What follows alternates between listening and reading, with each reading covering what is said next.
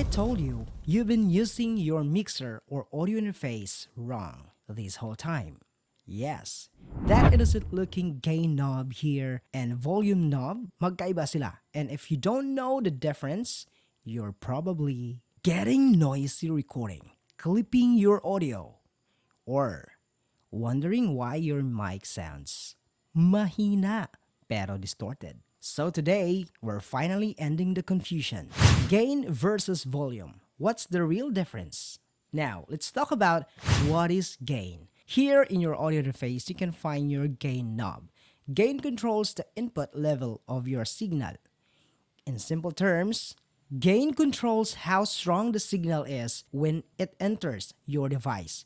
Think of it like this. If your microphone is your voice, gain is how much you boost that voice before it gets processed. If your gain is too low, mahina ang signal, kaibigan. You'll increase volume later. Ito yung palagi nating ginagawa kapag mahina yung boses natin naririnig, we increase the volume, but you also increase noise.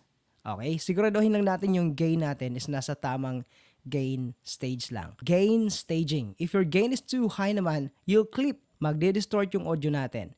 Pangit pakinggan. Kahit mahal pa ang mic mo, wala ka nang magagawa kapag nakaklip or nakapula na yung meter ng audio interface mo. This is why proper gain staging is important. For example, if you're using a dynamic microphone like what we usually review here on our channel, ARRES Official, you normally need higher gain compared to condenser microphones.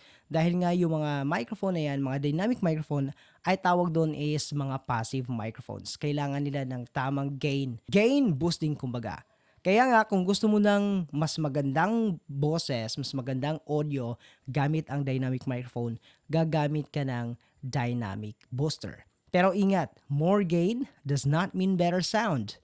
It just means stronger input signal. Huwag mo lang isagad sa pinaka maximum level ng inyong gain knob. Now, what is volume naman? Volume controls the output level. Meaning, it controls how loud the sound is when it goes out to your speakers or headphones.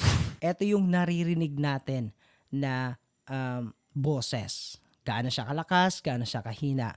Pero, hindi po siya nakaka-apekto sa ating recording. Kahit naman lakasan mo yung volume dito, ngunit yung gain knob is nasa tamang staging lang, malakas lang yung dinig mo pero hindi yun nagki-clipping. Walang distortion ng audio natin. Volume does not fix a bad gain setting. If your gain is distorted, of course, lowering the volume will not remove distortion kahit pa naka-low yung volume natin. Hindi na makukuha yung distortion mula sa gain natin because distortion already happened at the input stage.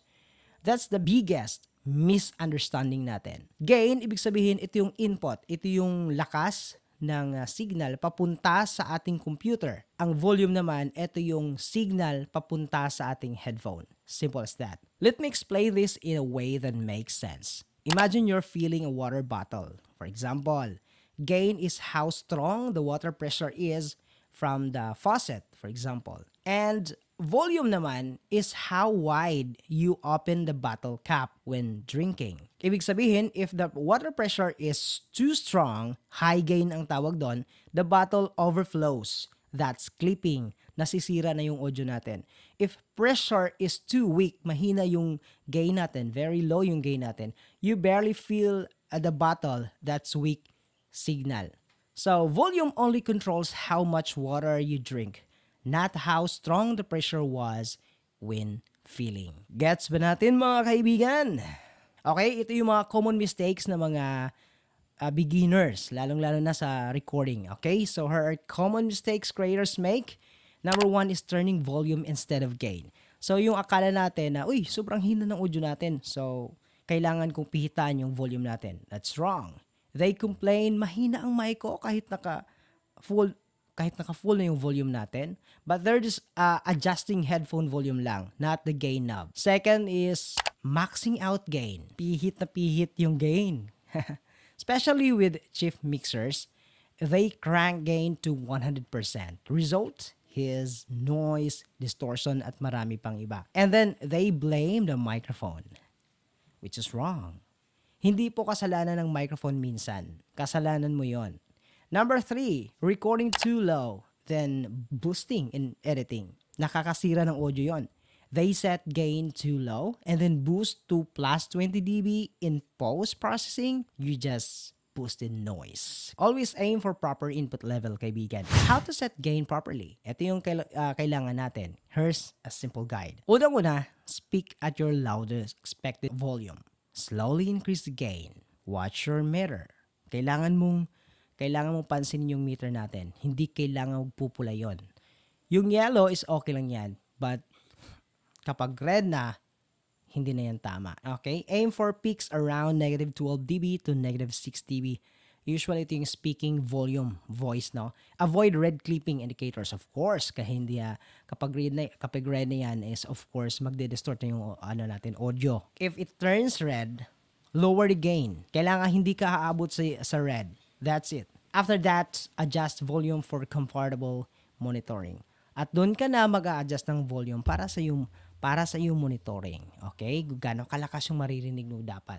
Gain first, volume second. Always in that order. Why this matters for content creators, especially sa mga beginners dyan. If you're doing YouTube, streaming, podcasting, especially recording music, gain staging effects, clarity, noise level, professional sound, editing flexibility. Yan yung mga naaapektuhan. Even if you're using budget gears like most of the equipment we review here, proper gain setting makes a huge difference.